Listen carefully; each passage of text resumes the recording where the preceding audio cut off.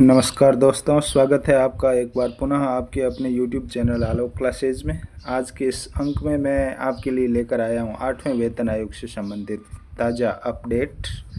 जो आज दिनांक तक क्या क्या काम हुआ है वो सारी जानकारी लेकर आपके बीच पहुंचा हूं। उम्मीद करता हूं आपको अच्छी लगेगी, आपसे रिलेटेड होगी।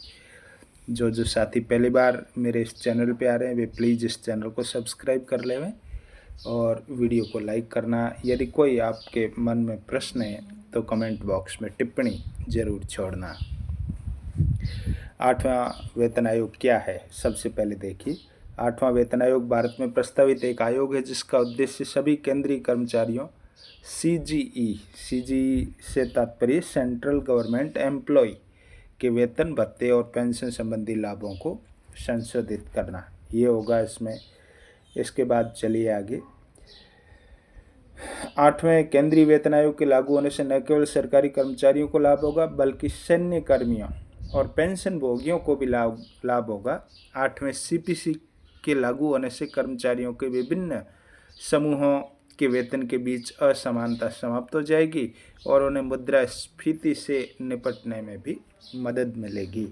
वो पे कमीशन इसीलिए आता है ताकि वो बढ़ती हुई महंगाई के साथ अपने आप को एडजस्ट कर पाएँ। 8वें वेतन आयोग के बारे में ये कुछ तथ्य जो आप जानना चाहेंगे, ये आप पढ़ लें। उद्देश्य क्या है, वर्तमान में स्थिति क्या है और संभावित कार्यान्वयन कब से होगा, कितना न्यूनतम बेसिक सैलरी उसमें इजाफा कितना होगा, समय सीमा क्या है, ये तमाम बातें आपकी स्क्रीन पे दिखाई दे रही है। इससे नीचे ले चलता हूँ, ये आपके लिए महत्वपूर्ण टेबल है। देखिए 8वें वेतन आयोग का अवलोकन, यानी कौन से वर्ष में मसौदा तैयार हुआ वो यहाँ सारे चीज़ें दे रखी। 2023, घोषणा 2024 में हुई, कार्यान्वयन वर्ष 2026 से प्रस्तावित, कमीशन श्रेणी वित्त और लाभार्थी कौन है, ये केंद्र सरकार के कर्मचारी सारे, और केंद्र के बाद राज्य भी अपने अपने कर्मचारियों के लिए पे कमीशन लागू करेगा, इस पे विचार करेगा।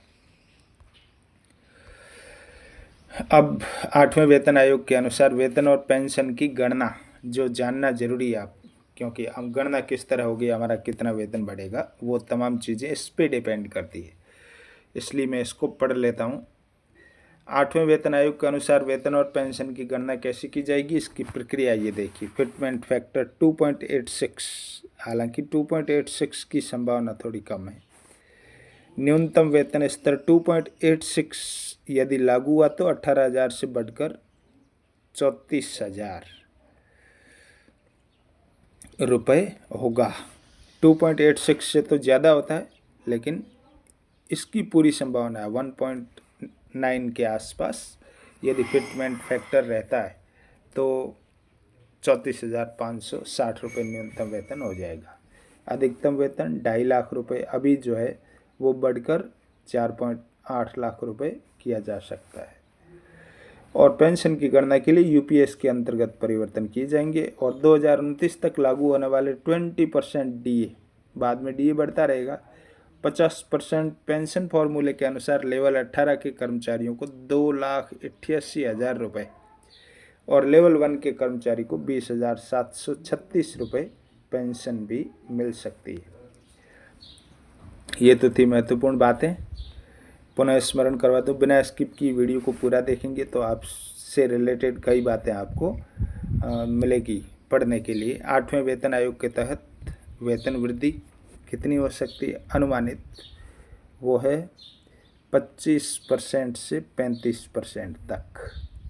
न्यूनतम 25 और मैक्सिमम जो है वो 35% के बीच हो सकता है। फिर वो आयोग कितना सुझाव देता है वो अलग चीज़ है। फिटमेंट फैक्टर जिसके तहत अपना वेतन बढ़ता है वो हो सकता है 1.70 से लेकर 1.85 तक। इसलिए वेतन के तहत मूल वेतन 51,480, वो तो इससे हो रहा है 2.86 से, लेकिन इतना संभव नहीं है, मुश्किल ही हो ये। सरकारी कर्मचारियों के लिए अधिकतम मूल वेतन 1.60 लाख रुपए हो सकता है। स्तर 1 अब स्तर वाइज दे रखा, वो मैं आपकी स्क्रीन पे ले रहा हूँ, आप इसका अध्ययन कर लें कि स्तर 1 में कौन कौन से कर्मचारी आते हैं और उनका बेसिक क्या है। स्तर 2, 3, 4, 5 और 6, इसमें सारे जो कर्मचारी अपने अपने श्रेणी में आते हैं वे इसका अवलोकन कर लें। ये आपकी स्क्रीन पे दिखाई दे रहे हैं स्तर 10 तक। अब महत्वपूर्ण बात आपके लिए पे कमीशन से संबंधित, इसका अध्ययन करवा देता हूँ मैं। देखिए, चौथा वेतन आयोग कितना वेतन बढ़ा था? 27.6%। फिटमेंट फैक्टर का आंकड़ा नहीं मेरे पास, और न्यूनतम मूल वेतन था 750 रुपये। ये चौथे वेतन आयोग की बात है जो 1986 में आया था। फिर पांचवा वेतन आयोग कितना वेतन बढ़ा? 31%। न्यूनतम बेसिक बढ़ा के कितना किया गया? 2250। और ये कब की बात है? 1996 की। छठा वेतन आया था 2006 में, 54% अब तक की सर्वाधिक वेतन वृद्धि हुई थी छठे वेतन आयोग में। और फिटमेंट फैक्टर कौन सा लगा था? ये 1.86। और 2550 जो न्यूनतम बेसिक था उसे बढ़ाकर कितना कर दिया गया? 7000 रुपये। सातवां वेतन आयोग 2016 में आया, 14.29% की वृद्धि हुई। फिटमेंट फैक्टर आपको कई बार बताया जा चुका है, ये 2.87। और न्यूनतम बेसिक जो 7000 से बढ़ाकर 18000 की थी। और अब आठवां वेतन आयोग जो अपेक्षित वेतन वृद्धि कितनी है पुनः बता देता हूँ मैं। अपेक्षित वेतन वृद्धि है इसमें ये 20%। फिटमेंट फैक्टर यदि ये लागू होता है, कौन सा? 2.86 का, तो वेतन इतना हो जाएगा। अन्यथा फिटमेंट फैक्टर पे डिपेंड करता है, मुझे लगता है फिटमेंट फैक्टर आएगा 1.70 से 1.85 तक।